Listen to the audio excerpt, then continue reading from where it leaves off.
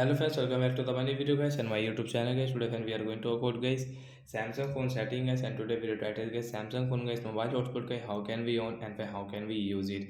Friends, you want to on guys your Samsung phone guys phone mobile hotspot, so how can you on and how to use. Today friends we will talk about. So first of all guys, you will have to on guys your phone setting guys. After on phone setting guys, we will search your guys phone hotspot setting guys. So guys, we will search your guys phone hotspot setting guys.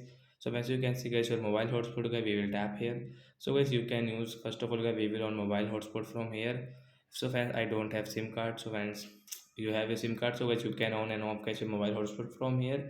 And friends, you can use guys your hotspot setting from here guys, auto hotspot guys. So guys, you can on and off from here in your Samsung phone device guys. And when we click on this figure guys, tap here. So friends, you can see guys your hotspot setting guys, you can view your password and device name, and guys you want to change, so guys you can change guys. You want to change guys this band into 5 GHZ. So guys, you can change from here. Security guys, you can change from here. So like that guys, you can use guys your hotspot setting in your Samsung phone device. So bye guys.